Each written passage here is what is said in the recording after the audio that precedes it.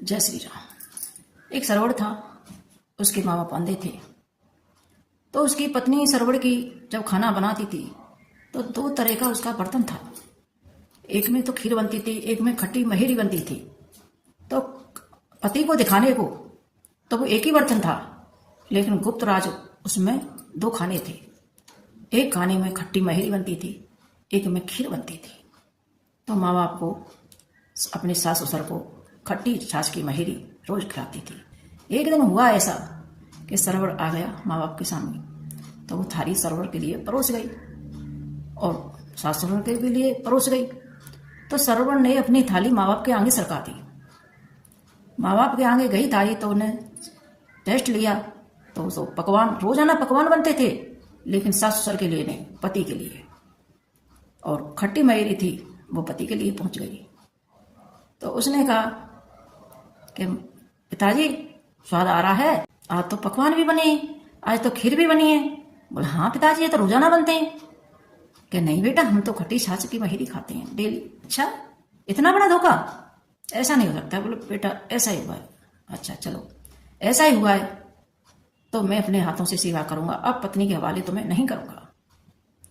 तो सरवड़ चल देता है कांवर में अपने माता पिता को लेके और सरजू किनारे बैठा देता है, पानी भरने जाता है। वहां राजा दशरथ आ जाते हैं और शिकार के बहाने, शिकार समझ के उसे बाण मार देते हैं, तो उसकी मृत्यु हो जाती है। तो वो चिल्लाता है कि भाई कौन है, तुमने मुझ पर बाण चलाया है, मेरे तो माता पिता प्यासे हैं, उनको पानी कौन पिलाएगा।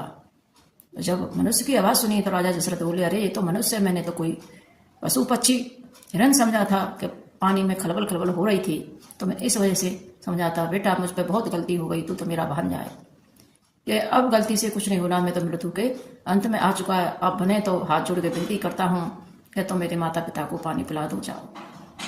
मेरा आखिरी सपना था कि मैं अपने माता पिता का खुद ख्याल रखूं, लेकिन तुमने पूरे नहीं होने दिए, तुम जाके माता पिता को पानी पिला दो। तो उनकी चाल आहट होती है तो माँ बाप पहचान लेते हैं कि ये मेरे बेटे की चाल आहट नहीं है, ये तो कोई और आ रहा है। तो बोलते हैं कि मैं तुम्हारा बेटा नहीं हूँ, तुम्हारा बेटा मेरे हाथों से मारा गया।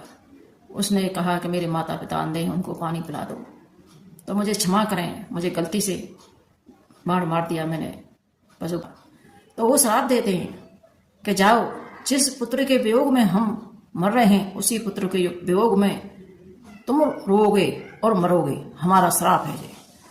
कहने का मतलब ये है कि कोई काम करें आप तो सोच समझ के करो, किसी की हमारे बद्दुआ नहीं लग जाए, किसी का श्राप